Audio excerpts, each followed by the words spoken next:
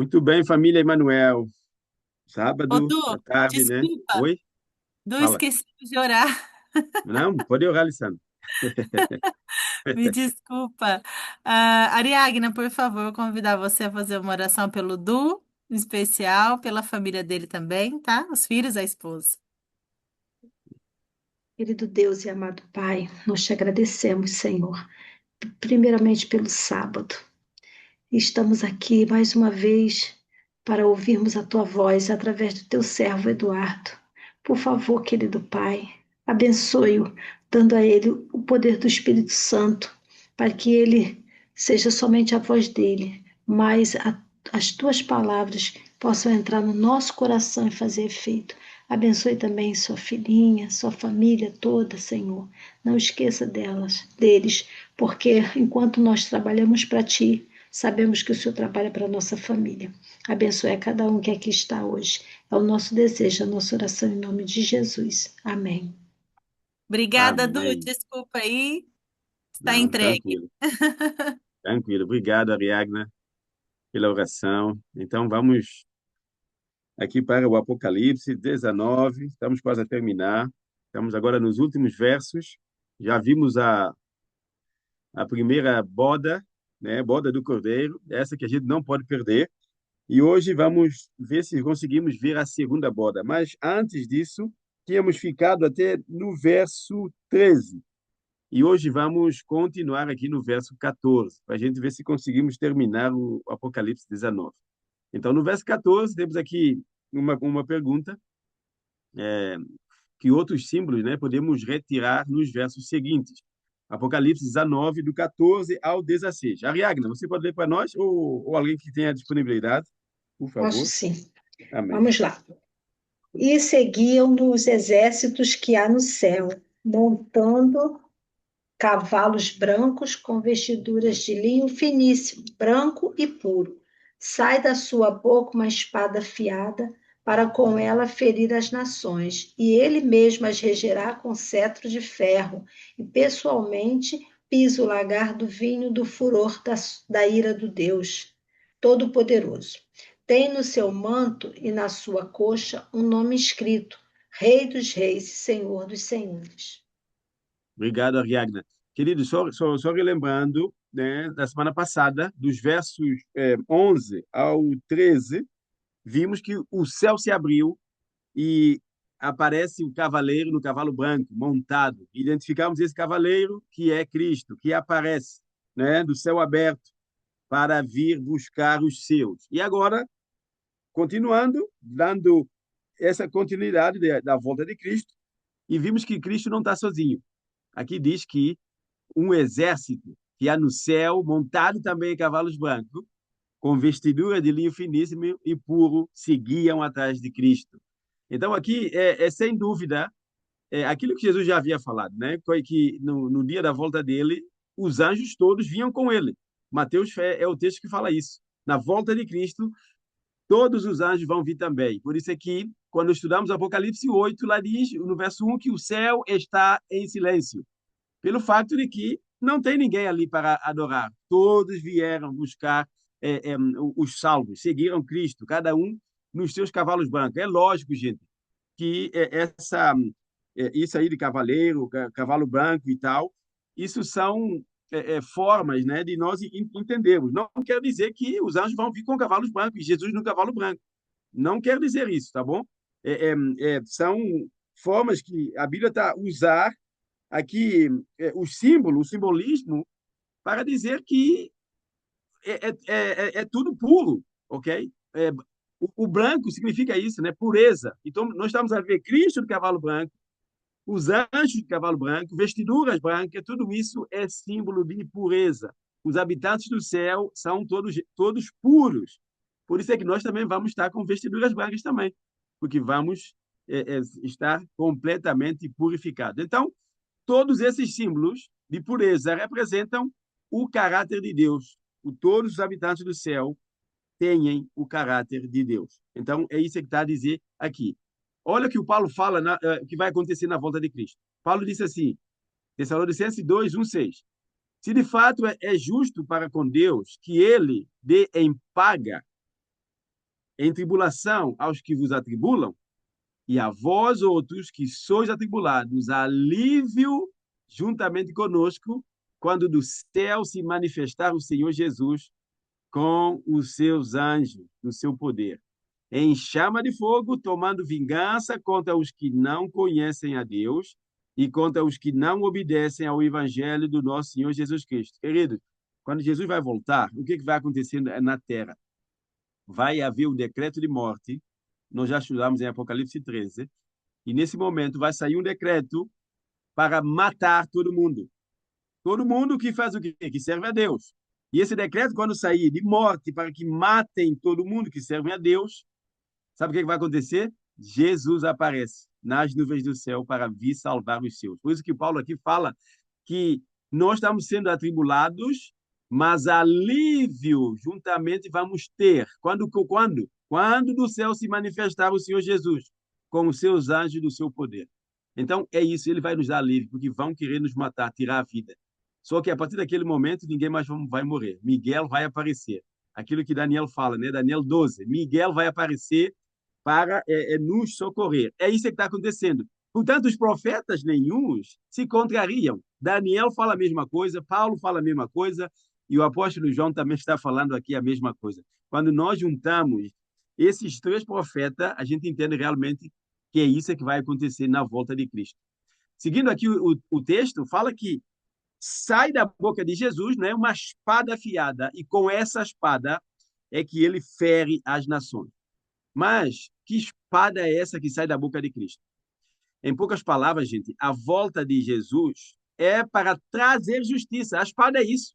A espada simboliza isso, a justiça, vai trazer justiça, retribuir cada um segundo as suas obras.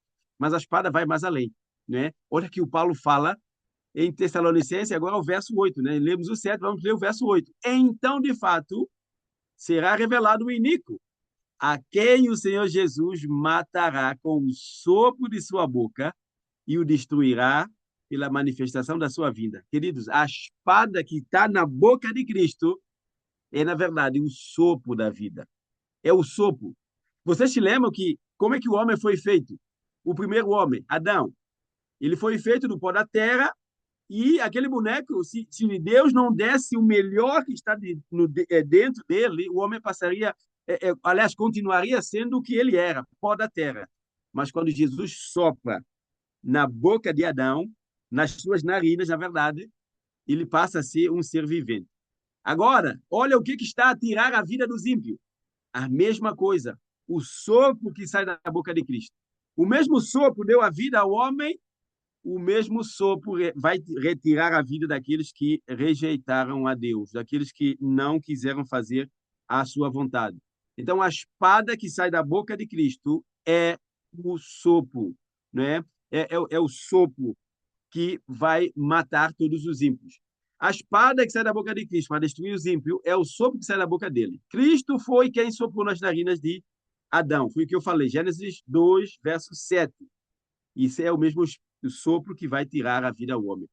Por outro lado, gente, a espada também pode significar a palavra de Deus. Porque Paulo em Efésios fala que qual é que é o simbolismo da espada? Alguém trouxe a sua espada do Espírito? É a palavra de Deus. Então, a gente vai ver daqui a pouco que a palavra de Deus é o símbolo da espada. Porque no juízo final, quando aqueles forem para o lago do fogo que arde com enxofre, as palavras de Cristo vai ser malditos para o fogo que foi preparado para diabo e seus anjos. Então, a espada também pode significar palavra, porque a palavra tem poder, a palavra de Deus, né, tem poder. Foi pela palavra de Deus que os mundos foram feitos. Salmo 33, verso 6. Os céus, por sua palavra, se fizeram, e pelo sopro da sua boca. Portanto, o sopro pode simbolizar a palavra de Deus e também pode simbolizar, né, aquilo que nós falamos aí, né, o sopro da vida, né? Então, são esses dois simbolismos aí da espada que sai da boca de Cristo, sopro da vida ou a palavra de Deus. Pois foi com a palavra que Deus fez o mundo todo, né? Aliás, até os anjos foram feitos pela palavra de Deus, pelo sopro da vida. Deus soprou, Deus fez assim, ó, e os anjos já apareceram, ok? Mas nós, né, o ser humano, Deus moldou primeiramente com a sua mão e depois soprou o fôlego da vida. Mas toda a existência do universo foi tudo pela palavra, né? Muito diferente do humano, que Deus faz com as suas próprias mãos. João 16, verso 8, Jesus fala assim: quando, pois, Jesus lhes disse, sou eu, recuaram e caíram por terra. Por quê? Porque a palavra tem poder. Vieram para aprender Jesus, mas não sabiam quem ele era. E Jesus disse assim: não, sou eu. Se vocês procuram Jesus, sou eu. E quando Jesus fala, sou eu, opa, o medo tomou conta deles e eles caíram. Porque a palavra que sai da boca de Cristo tinha poder. Percebe? Então, é isso. Esses dois simbolismos aí da espada que sai da boca de Cristo.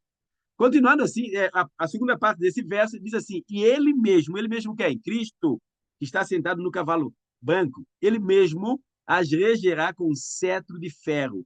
Que expressão é essa, né? Querido, esse momento aí da volta de Cristo, ele é profético. Porque o Salmo 2, Davi, né, o profeta, fala. Davi diz assim: com vara de ferro as regerás e as despedaçarás como um vaso de oleiro. As mesmas palavras que aparecem aqui no Apocalipse, né? Que João está a pegar lá em Salmo, está a colocar aqui para mostrar a volta de Cristo. Ele vai reger as nações com cetro de ferro. Por quê? Porque quando Jesus voltar, ele já não vai ser aquele bebê indefeso que Herodes queria matar. Ele vai vir Senhor dos senhores e Rei dos reis.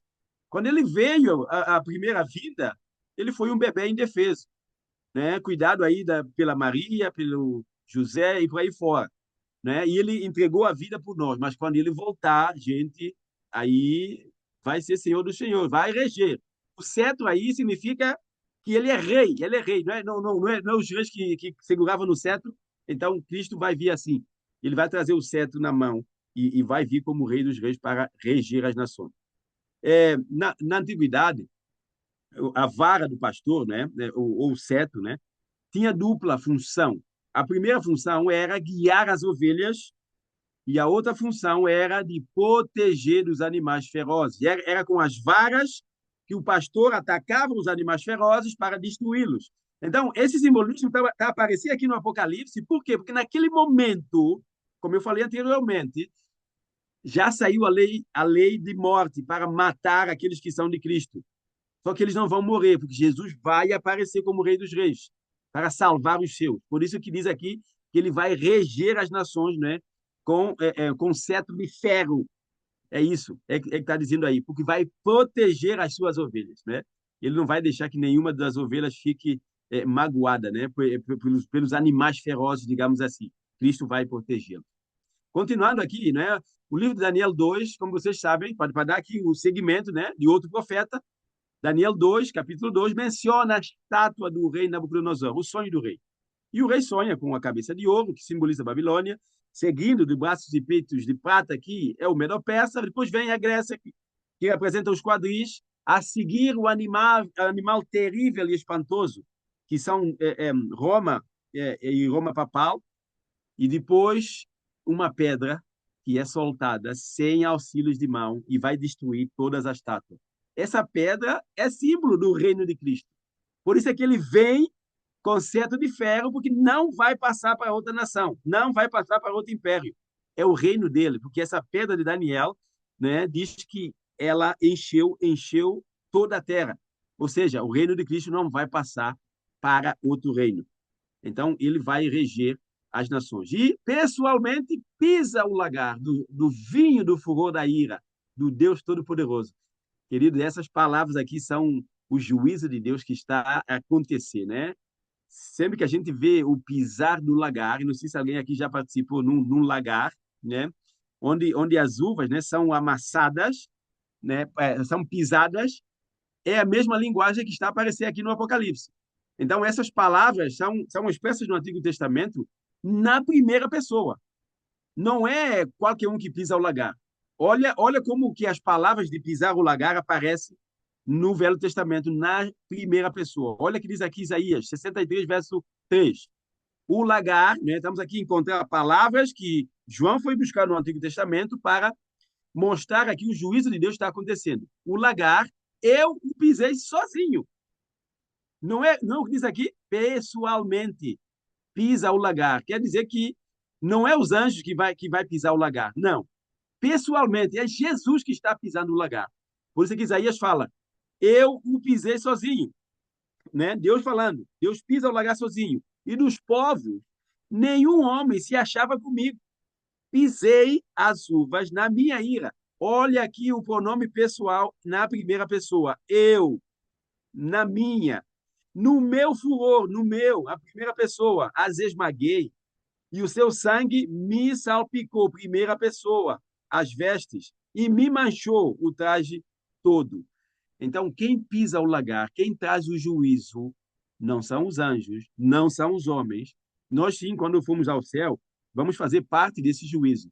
Mas o nosso juízo não é para trazer Satanás de volta. Não é para dizer assim, Deus, não. Olha, eu vou votar que o Senhor tem que trazer aquela pessoa que eu amo que não se salvou. Não, não é isso. Nós vamos participar de um juízo, mas só vamos dar razão a Deus. Simples assim. Vamos concordar com ele. Ok? Quando Paulo fala que os santos vão julgar o mundo, não é que nós vamos decidir alguma coisa. Não, já está decidido. Porque quem pisa o lagar é Deus. O juiz é de Deus. Ok? Então, aqui, mais uma vez, nós encontramos aqui, né, o pessoalmente, como João foi buscar lá Isaías, porque está na primeira pessoa. É Deus é que julga. Então, aqui está acontecendo um juízo do pisar do lagar. Queridos, há um Deus irado. E esse Deus, ele se aproxima. Para quê? Para trazer justiça. Ele ainda não voltou, porque a taça dessa ira ainda não está cheia. Mas olha, quando encher a taça, aí sim, Deus vai aparecer para pisar o lagar, né? Para que o furor da sua ira seja manifesto. Então, o lagar da ira, do furor, é o lago do fogo de enxofre, que vai ocorrer no fim do milênio. Então, aqui no Apocalipse 19, na parte final, nós estamos a ver aqui duas passagens. Estamos a ver já o juízo de Deus na fase final, e estamos a ver o juízo de Deus na fase comprovativa, quando Jesus se apresentar nas nuvens do céu. Mas aqui o lagar, o vinho do furor da ira de Deus é o juízo final. Ok? Estamos a ver algum spoiler para o que vamos estudar no capítulo 20, não é? Que vai ser o juízo final. O capítulo 20 é o juízo da ira de Deus vai se manifestar. Então, aqui nós já estamos a ver algumas partes do juízo acontecendo na parte final. Então, esse juízo, esse lagar, é realmente o lago que arde com fogo do enxofre, ou seja, o juízo final que está acontecendo. Mais um verso. Tem no seu manto e na sua coxa quem? O homem que está no cavalo, Jesus. Um nome escrito, Rei dos Reis e Senhor dos Senhores. Foi o que eu falei anteriormente. Ele é Rei dos Reis e Senhor dos Senhores. Só que muitos pegam nesse verso, né, aqueles que querem desvirtuar a palavra de Deus, pega nesse verso para dizer assim, olha, Jesus tem uma tatuagem. Eu também posso fazer uma tatuagem, né? Porque fala o texto que no manto, né? Aliás, na sua coxa tem um nome escrito. Ou seja, Jesus tem uma tatuagem escrito Rei dos Reis, Senhor dos Senhores. Mas não é isso, gente. O texto fala no seu manto e na sua coxa. Jesus está nu? Não, claro que não. A coxa de Jesus está vestida, tem roupa. Percebe? Não é o corpo em si, a coxa aqui, ela tem roupa. Então, na roupa de Jesus, no manto dele, sim, está escrito Rei dos Reis e Senhor dos Senhores. Portanto, não é justificação para nós dizermos assim, não, vou fazer uma tatuagem porque Jesus também fez uma tatuagem na sua coxa. Não, não, não, não. Cristo não tem tatuagem nenhuma. É na sua coxa, mas na roupa dele. Na roupa dele é que está escrito Rei dos Reis. Agora, que passagem João pega? Salmo 72, verso 11. E todos os reis se postem perante ele, todas as nações o sirvam, porque ele acode ao necessitado, que clama, e também ao aflito e aos desvalidos. É nesse momento, né, que nós vamos estar fracos. Então, imagine você subindo montanha, subindo lugares difíceis dessa terra, porque, sabe, Ariadna, a nossa morada não vai ser nessa casa onde você está, a última morada. Não vai ser nesse conforto onde eu estou. A nossa última morada vai ser nos confins dessa terra, nos lugares mais tenebrosos. Vamos correr por aí, se esconder. Olha, se for para subir o monte, vamos subir o monte. E vai vir gente atrás de nós para nos pegar. Mas sabe, o Salmos fala que ele acolhe o necessitado. Porque naquele momento nós somos o necessitado. É como se os lobos estivessem a correr atrás das ovelhas para pegá-las. Mas Cristo vai aparecer como Rei dos Reis e Senhor dos Senhores para nos livrar na mão desses desvalidos aí que querem nos tirar a vida. Louvado seja o nome de Deus. Então, João depois conclui aqui o verso 16, falando que o verbo de Deus. Isso já temos visto semana passada que o apóstolo João é o único aqui da Bíblia que usa o termo verbo de Deus. E verbo de Deus é uma referência a Cristo. Não tem como, né? João capítulo 1, verso 1. No princípio era o verbo, e o verbo estava com Deus, e o verbo era o próprio Deus. Só que se você disser assim, mas eu não sei quem é o verbo, mas de quem que ele está falando? Se você for até o verso 14, lá diz que esse verbo se faz carne e mora entre nós. E João diz assim, e eu, mais o Pedro, mais os discípulos, vimos a glória dele. João estava dizendo o evento que aconteceu, né, em Mateus capítulo 17. Eles viram a glória de Deus. Jesus já havia falado, né? Dos que estão vivos, alguns de vocês aqui não vão morrer sem ver antes o reino dos céus. Agora, como é que eles viram o reino dos céus? Eles viram quando Jesus se transfigurou. E o verbo, então, João está dizendo assim, o verbo é o próprio Cristo, e nós vimos a glória dele. Vimos a glória dele, como que ele se manifestou. Quem estava lá? Pedro, João, Tiago, os mais íntimos de Jesus, e viram essa glória. Por isso é que Pedro falou assim, olha, Senhor, não vamos sair daqui. Vamos fazer três cabanas, uma para você, uma para Moisés e outra para Elias. Porque aquilo estava tão gostoso que eles não queriam sair daquele lugar, percebe? Porque a atmosfera era celeste. Então, eles realmente experimentaram a glória de Deus. Então, o verbo, não tem dúvida, é uma referência a Cristo, aquele que está sentado no cavalo. Agora, meus amados, na verdade, já passamos o tempo. Então, ficamos aí para a semana, e então a gente vai vir para a semana a boda das aves. Então, as aves vai realmente fazer uma festa com aquelas pessoas que não se salvaram. Porque até aqui é o momento, o que vai acontecer? Jesus vai pegar os seus que estavam aflitos e vai levá-los para o céu. E sabe o que vai acontecer? As aves vão comer aquelas pessoas que não foram para o céu com Cristo. Mas, lógico, isso é uma metáfora, não é isso que vai acontecer, né? Mas é uma metáfora dizendo que aquelas pessoas que não foram para o céu, elas não vão se salvar. Né? Vão ser comidas aqui pelas aves, aqui no Apocalipse. Mas, na realidade, o que vai acontecer é que o sopro da boca de Cristo vai matar essas pessoas. E Jeremias, capítulo 4, fala que elas vão ficar de uma ponta da terra até a outra, né, como esterco, e ninguém vai prantear aquelas pessoas, porque elas vão estar mortas, percebe? Então, para a semana, não percam. Finalmente, vamos finalizar o Apocalipse 19 e vamos ver agora a boda das aves. Já vimos a boda dos convidados, que somos nós, né, para a ceia, a boda de Cristo, e vamos ver a boda das aves. Então, não perca a próxima semana. Se Deus quiser, estaremos aqui juntos. Vamos orar então ao nosso Pai mais uma vez. Querido Pai, querido Deus, muito obrigado, Senhor, por esse momento aqui na Sala Emanuel. Obrigado. Obrigado porque somente isso é que nos dá a esperança. Tanto perrengue que o teu povo passa nesse mundo, tanta situação. Ainda há pouco estivemos a orar pela Cleide, a orar pela família, pelo esposo, pela mãe. Pai, são tantas aflições que o povo passa aqui nessa terra. Mas nos coloca no nosso coração a tua vinda, pois tudo vai finalizar nesse mundo perverso, nesse mundo onde tudo está planejado para nós virarmos as costas a ti. Mas eu quero te pedir, Senhor, que nos ajude a perseverar, nos ajude a não abandonar esse barco, ainda que muitas vezes a água entra tanto no barco, que a nossa tendência é sair do barco, mas nos ajuda a permanecer, porque se estamos com o Senhor, estamos seguros. Obrigado, Senhor, por essa família. Entregamos cada um de nós nas tuas mãos e confiamos nos méritos de Jesus, nosso bendito Salvador. Amém.